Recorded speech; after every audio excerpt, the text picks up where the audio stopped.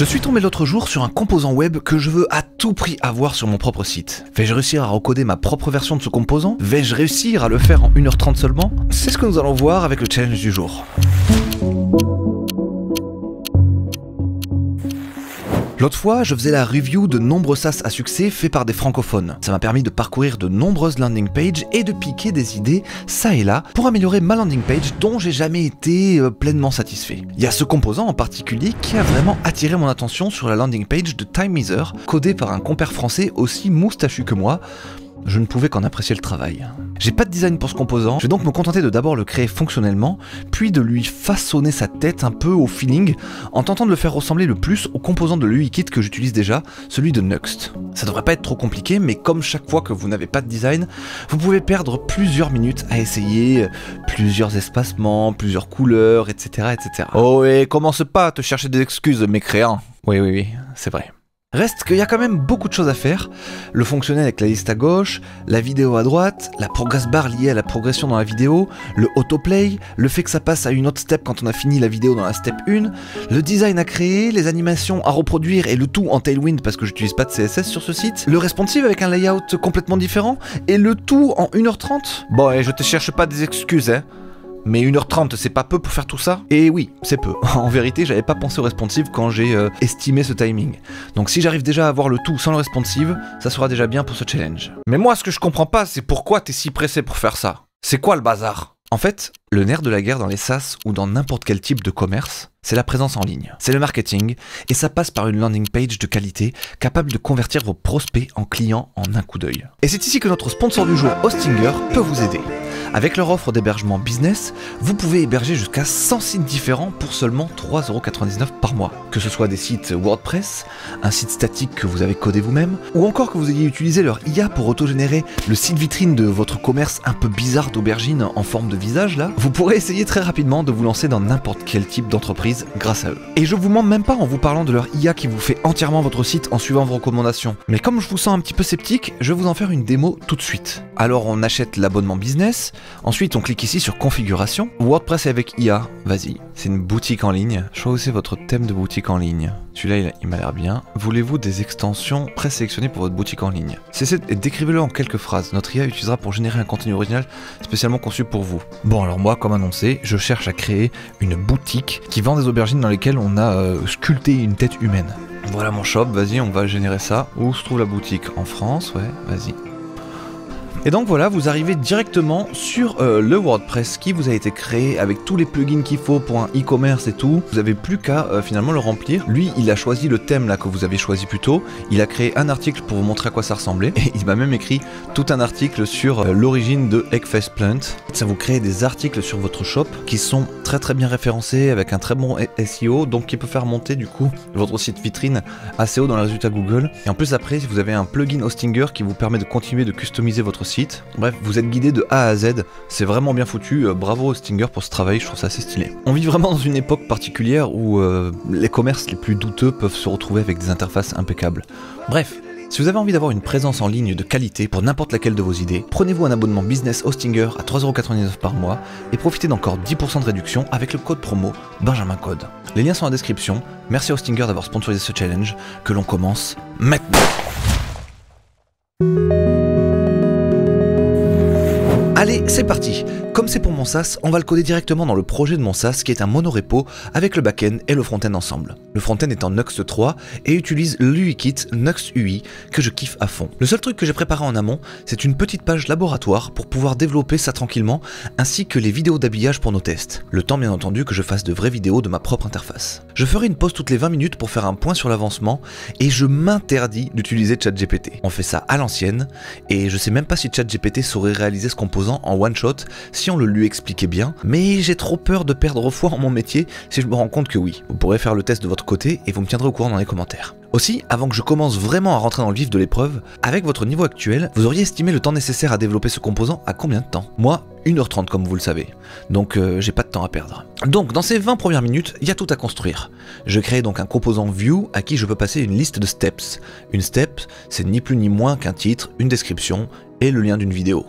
Comme ça je peux utiliser le composant où bon me semble dans le projet et avec autant de steps que je veux, entre 3 et 5 idéalement. Sur ma landing page par exemple, je vais avoir besoin d'utiliser ce composant 2 fois.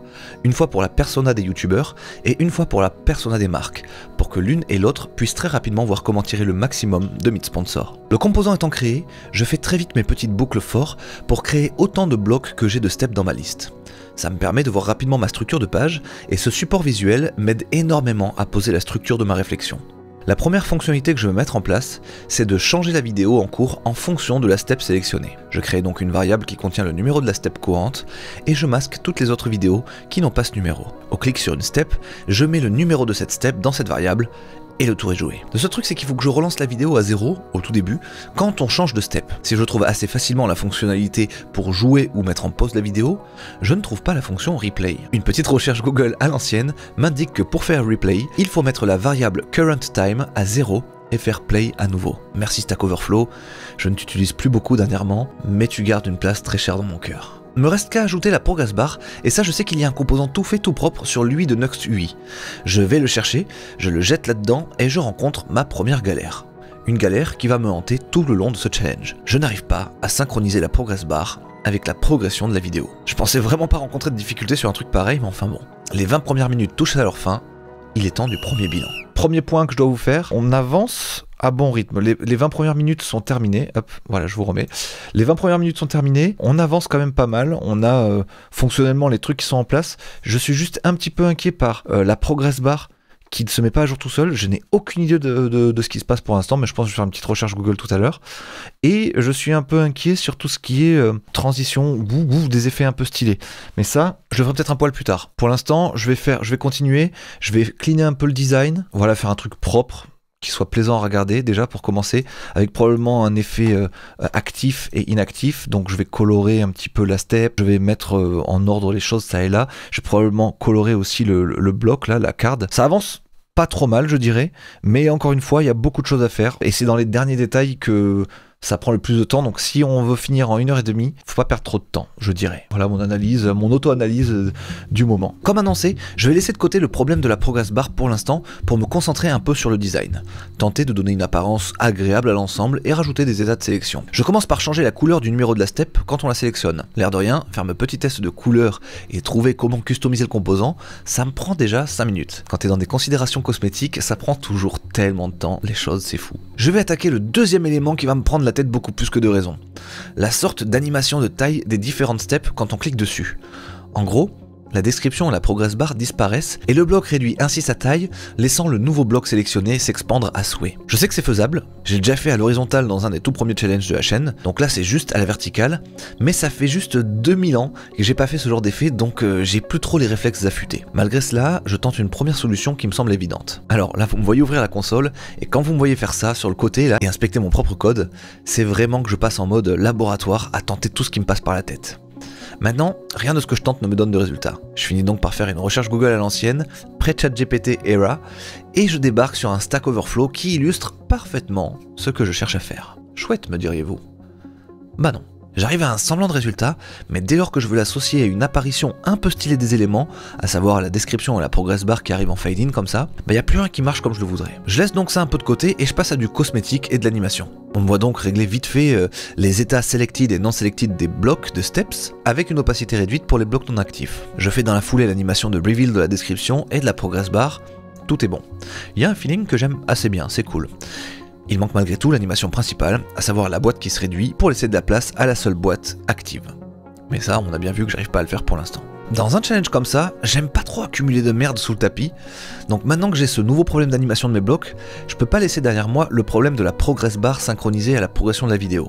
Par contre, j'ai vraiment pas trop d'intuition sur ce qui se passe mal ici, donc je vais sacrifier un peu de mon temps à investiguer. Je peux pas construire sur des bases pas stables, ça me dérange trop. 2 problèmes derrière moi, c'est trop. J'essaie donc de résoudre mon problème avec Google, mais visiblement, j'ai perdu l'habitude de poser des questions précises à Google. Je lui parle comme à ChatGPT, et bien sûr, bah ça donne rien. Je retourne dans ma codebase pour isoler un peu plus le responsable du problème et pouvoir faire une recherche plus ciblée. Je trouve que ça vient de ma ref de HTML Video Element qui n'update pas ma vue à chaque changement de ses propriétés internes. Et mon alarme sonne pour le deuxième break bilan du voyage. Je suis sur Stack Overflow actuellement parce que j'ai un problème, j'arrive pas à synchroniser ma progress bar ici là avec la vidéo qui joue. Là vous regardez, j'ai printé le chiffre qui est censé représenter le current time dans la vidéo, et il reste fixe. Donc si ce chiffre ici reste fixe, bah, la progress bar ne risque pas de s'updater. Donc ça veut dire que c'est cette histoire là de ref là, qui ne met pas à jour le DOM. Je sais pas pourquoi encore. Il faut juste que j'arrive à solutionner ce truc là, parce que ce truc là va me permettre de régler les progress bars, et après une fois que les progress bars marcheront toutes seules, il me restera plus qu'à gérer le autoplay, autoskip à une autre partie en gros. C'est-à-dire que dès qu'on arrive là, à la fin de la vidéo, pouf, ça passe à la step suivante. Ça va être hyper simple, mais faut le faire. Mini parenthèse pour vous dire que si vous voulez avoir le code source terminé, tout clean et hyper fonctionnel de ce projet, avec en prime la vidéo d'1h30 où on me voit coder tout ça à haute voix, ce qui peut être très instructif, vous trouverez tout ça ainsi que les autres tutos des challenges passés sur mon shop, shop.benjamincode.tv. Allez, maintenant je laisse Benjamin voix off vous raconter la fin du challenge de Benjamin su du cul. Donc le problème de ma propriété qui re-render pas le DOM, c'est une histoire de propriété non réactive. Je vous avoue que ça fait longtemps que j'ai pas mis le nez dans ces problématiques, donc c'est plus très frais, et dans le stress du challenge, bah, j'ai pas le temps de me rafraîchir la mémoire. Je passe donc à une solution de secours qui me semble sur le papier faire le taf. Bon, et en me voyant écrire cette solution de secours, si vous trouvez que je fais plein d'erreurs quand je tape, sachez que c'est vrai, et c'est le drame de ma vie. J'ai changé de clavier AZERTY.QWERTY il y a de ça 2 ans maintenant, et je suis devenu plus lent pour écrire le français car les accents me coupent en pleine phrase, et pour écrire du code, bah, c'est une catastrophe car toutes les touches de programmation comme les points-virgules, les chevrons de balise, les parenthèses, accolades, etc., toutes ces touches un peu spéciales que j'utilise pas non plus au quotidien quand j'écris normalement, et que j'ai écrit toute ma vie en plus sur un clavier AZERTY, bah, elles sont désormais à des endroits que mes doigts n'arrivent toujours pas à s'approprier de manière naturelle. Je suis un peu dégoûté car ça fait déjà 2 ans, et aujourd'hui je ne peux ni revenir sur un AZERTY car j'utilise des claviers custom, et je suis devenu lent et peu précis sur des claviers QWERTY. Donc je suis perdant sur à peu près tout dans cette histoire, ça me rend fou. Il y a des choix comme ça dans la vie qui sont regrettables, et celui-là, bah, ça en est définitivement un. Bon, pour revenir à notre progress bar, je mets finalement un event listener sur la progression de la vidéo qui va elle-même set une variable qui pour le coup est bien réactive et donc mettra bien à jour le DOM au moment venu. Peu de temps après, je me retrouve avec une progress bar qui progresse enfin, mais c'est un peu saccadé, c'est pas encore ça. Bordel. Mais je passe quand même à la suite qui consiste à changer automatiquement de step quand on arrive à la fin de la vidéo. Je commence à écrire ce que je veux faire, Git Copilot comprend instantanément ce que je tente de faire et me suggère le code. Comme c'est qu'une ligne bien compacte, je l'accepte et teste directement le résultat. Alors ça semble fonctionner parfaitement pour les premières steps, mais un doute subsiste. Est-ce que ça va bien boucler à la fin ?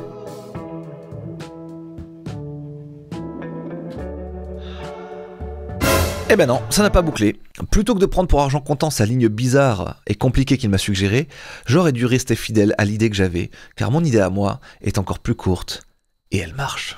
Bon, j'avoue que c'est rare que Copilot se plante pour moi, c'est pour ça que je lui ai donné ma confiance pour ce cas-là. Allez, on a suffisamment avancé le fonctionnel et le design pour entamer maintenant le mobile, et pour le mobile, il y a à mon sens un problème sur la version dont je m'inspire.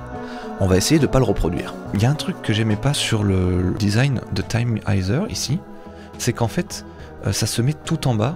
Évidemment, lui, il a juste fait passer les 2 blocs les uns en dessous des autres, mais en soi, quand vous êtes sur mobile, je vais essayer de vous le représenter comme ça, bah, vous êtes sur, là, ce truc-là, vous lisez les étapes, et en fait, la vidéo, elle se produit bien en dessous, là-bas au loin, ce qui est affreux. En fait, il faudrait avoir une vidéo entre chaque truc qui pop, alors ça fait plus de travail, et ça fait un peu de duplication de DOM, on va dire, mais moi je trouve que c'est pas du tout convaincant le truc qui soit en bas là, il faut que tu fasses des allers-retours sans cesse entre les deux, ça ne me convient pas. Donc ça là, il va falloir faire un truc un peu plus stylé. Donc déjà on va faire une présentation mobile, allez, on s'y met tout de suite, on va dire que tout ça, c'est que à partir d'un écran un peu plus grand, voilà. Voilà, là on est dans le cas exactement comme Timeizer. Avec seulement 3 mini-modifications du DOM, j'arrive au même effet que Timeizer. C'est vraiment la version mobile qui coûte pas cher à implémenter, et je comprends qu'il se soit contenté de ça. Mais c'est typiquement sur ce genre de détails qu'on peut faire la différence. Il y a quand même une majorité de gens qui regardent les sites sur mobile, surtout quand je vais commencer les campagnes de marketing, et que les gens verront les pubs depuis Insta ou Twitter, ou encore TikTok, ils arriveront directement sur le site en mode mobile, donc si je peux leur présenter la meilleure version possible, ça vaut bien 20 minutes de taf en plus. Donc il va falloir que je change un peu mon DOM pour rajouter dans le cas du mobile la vidéo entre chaque step. Pas après les steps, mais bien directement en dessous de la step active. Je vous épargne les allers-retours ici et vous amène directement au troisième break bilan de ce projet. Donc on est au troisième bilan, donc ça fait dire qu'on code depuis 1 heure. Bon, ça avance plutôt pas mal, on va pouvoir faire des jolies petites choses. On a pu régler un peu tous les problèmes fonctionnels, je dirais. Maintenant, on a cette progress bar qui est vraiment affreuse. On a des petits radius à rajouter sur les vidéos. On a aussi l'apparition de la vidéo en mobile, parce que là c'est un peu sec, on va dire. Et d'ailleurs ça play pas aussi. Donc il y a des petits problèmes. Je sais ce que je dois faire pour régler ça. Là où je sais vraiment pas, c'est pour ce progress là pour l'instant, mais je vais probablement trafiquer son animation. Non, ça avance quand même bon train, ça fait plaisir. Le seul truc que j'ai pas, c'est le truc qui s'ouvre comme ça là. Cet effet accordéon qui est quand même pas mal, mais finalement si quand même tout le reste est fluide, c'est pas trop grave. Enfin si, parce que là par exemple c'est moche. Le fait que step 2 il y ait tout cet espace là, c'est nul. Ouais, faut quand même que je gère ça. Je sais pas si je vais réussir dans les temps ce truc là, parce que j'ai pas trop d'idées, on va voir. Il me reste 30 minutes. Allez, c'est parti, je relance le chrono. Dans ces dernières 20 minutes de code avant les 10 minutes finales, je finis le fonctionnel de la partie responsive. J'essaie de revenir sur cette progress bar saccadée, et dans mon stress et ma paranoïa, je vais commencer à me dire que ça doit venir du composant de NuxtEI. Donc je vais voir un peu sur leur doc, je tente de modifier un peu les timings d'animation, rien n'y fait. Je me dis que c'est leur composant le problème, et je commence à refaire une progress bar en 2.4.6. Beau gosse vous direz, jusqu'au moment où je me rends compte que ma progress bar a exactement le même problème. Ah, quel temps merveilleusement bien investi. J'essaie de jouer avec les timings d'animation de ma propre progress bar, rien n'y fait, toujours la même merde. Et bref, vu que j'arrive pas à régler la saccade de la progress bar, je décide de passer à l'animation des vidéos. C'est vrai que pour le moment, elles sautent de l'une à l'autre de manière un peu sèche. Ça serait bien qu'on ait un slide-in, fade-in d'apparition, comme la description et la progress bar. Pour ça, il me faut hélas tout passer en absolute, et revoir un petit peu ma logique d'apparition-disparition. Mes timings ne me plaisent pas aussi. Je prends pas mal de temps pour jouer l'animation encore et encore, pour trouver le meilleur feeling possible, et je passe d'un easy in, easy out, qui commence enfin à me convaincre. Sauf que maintenant, faut aussi reporter l'effet sur les vidéos de la version mobile. Oh god, ça ne s'arrêtera donc jamais. Et le problème, c'est qu'avoir cet effet en mobile, bah ça casse tout. Car désormais, la vidéo n'est plus en display none, mais en opacité 0. Autrement dit, son espace reste occupé dans le DOM, et on se retrouve avec des énormes trous entre les steps. Je vais vraiment péter un plomb, ça n'en finit plus les bugs en cascade là comme ça. Et le temps passe, et c'est l'heure du dernier bilan avant la fin. On est sur le dernier sprint final. Je vais rajouter des petits effets, pas des trucs de zinzin. Je vais essayer de peaufiner au max, mais je suis bloqué sur certains trucs. Si je me mets sur mobile, là vous voyez qu'en fait...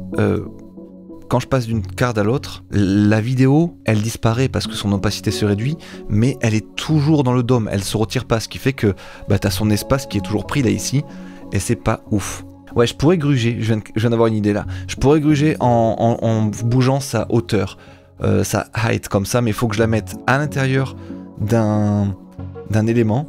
Et là, tu te rends pas compte, mais t'es en train de trouver la solution à quasi tous les problèmes que tu as rencontrés jusque-là. C'est le truc et astuce qu'il te fallait pour ce challenge. Est-ce que tu vas avoir le temps de l'implémenter? Je suis en train de réfléchir à mesure que je parle. Mais je sais pas sur quoi me focus pour ces 10 dernières minutes là en gros. Si je focus sur le mobile pour réparer ce truc là, ou alors si j'essaie de plutôt faire ces animations qui sortent là, qui font grossir leur bloc. C'est la même solution frère. T'imagines pas comme t'es proche. Allez, allez, un petit effort. Donc je vais me lancer là-dessus. Pendant ces 10 dernières minutes, je vais me creuser l'esprit pour vous fournir ce petit bazar là, et après, ça sera bon. Et le problème, c'est que très vite, je m'égare sur un non-problème. Je pars dans la pire fausse piste possible, et c'est tellement rageant de revoir ça après coup. T'étais à deux doigts de trouver la solution. Pourquoi Benjamin? Pourquoi t'es parti ailleurs? Face à mon incapacité à résoudre mon problème tout seul, je commence à investiguer le code de Timeizer. Mais même ça, c'est chiant, car avec les steps qui passent automatiquement d'un élément à l'autre, je peux pas inspecter le code confortablement. Les classes changent tout le temps, et je n'arrive pas à isoler THE classe qui changera tout. Je la vois un moment, j'ai une intuition dessus, mais ça clique pas dans mon cerveau. Et c'est le moment de la conclusion. Je suis quand même assez content, ça allait assez vite au début. Fonctionnellement, tout est là, ça fait exactement ce que je veux. J'ai juste 2 ou 3 pétoules qui m'obsèsent et qui me rendent fou. À savoir cette progress bar vraiment qui me chie à la gueule, qui me crache au visage, qui est vraiment là, qui avance comme une petite vieille en déambulateur là, qui galère à chaque pas, ça me rend hystérique. Mais j'ai pas capté ce que c'est, donc il va falloir que je digue un tout petit peu.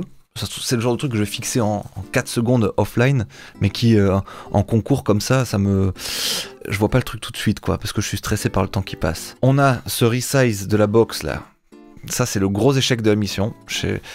Ça doit tenir à pas grand chose du tout. Je suis sûr qu'il y a un mini truc tout con que je vais aussi capter en 2 secondes, je vais dire mais oui, t'es vraiment idiot. Parce que là en fait tout est en place, les blocs sont bien faits, la logique est bonne, il me manque je ne sais pas quoi pour que ça marche mieux. Le mobile est là, bon le mobile il va falloir que je fasse une petite astuce pour réduire à 0 la hauteur de la vidéo en fait, quand elle n'est pas affichée. Bon j'ai 2-3 petites bricoles à reprendre comme ça en off, à tout de suite alors.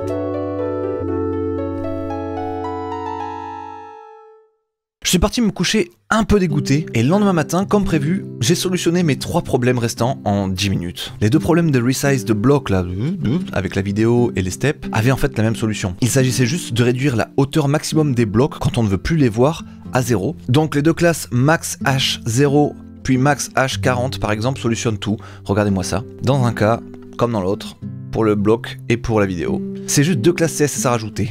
2. Mais encore fallait-il avoir la bonne idée et le mettre sur le bon élément. En plus, maintenant que j'ai retrouvé le truc, je me souviens que c'est un truc classique des accordéons. C'est comme ça qu'on faisait des accordéons à l'époque. jQuery l'avait implémenté de cette manière-là. Mais ça m'est pas revenu en plein challenge, donc merde. Et pour la progress bar, j'ai pas pensé à utiliser ce que j'aurais fait en JavaScript traditionnel hors de Nuxt. C'est vrai que dans ce contexte Nuxt, j'ai l'impression qu'il y a des trucs que je peux pas faire et tout, alors qu'en fait, bah si tu peux quoi. Mais c'est pas toujours recommandé, donc du coup j'essaie de m'en passer. Mais là, dans ce cas précis, utiliser une request frame animation pour update la position de la progress à chaque frame, bah c'était la solution. En 10 minutes, tout était réglé, et ça fait vraiment du bien. Je vous promets. Ça vous enlève un poids, vous dites « Ah, enfin le truc fonctionne, waouh !» Je suis assez content de ce petit composant au final. Quand je travaillais en tant que front-end développeur, c'était ce genre de choses qui me plaisait le plus de faire. Et je crois bien que le nom exact de cette profession, qui fait ça à temps plein, c'était UI Engineer. Mais je sais pas si ça m'aurait plu justement de faire ça à temps plein, donc j'ai jamais vraiment creusé dans cette direction. En tout cas, pour vous, est-ce que c'était un challenge réussi ou un challenge complètement foiré? Mettez-moi ça dans les commentaires. Merci beaucoup d'avoir regardé cette vidéo jusque-là, merci à Hostinger de l'avoir sponsorisé, et dites-moi si ce genre de challenge vous fait toujours autant kiffer, car si c'est le cas, j'en referai d'autres, même si c'est super chronophage. C'était Benjamin Code, ciao!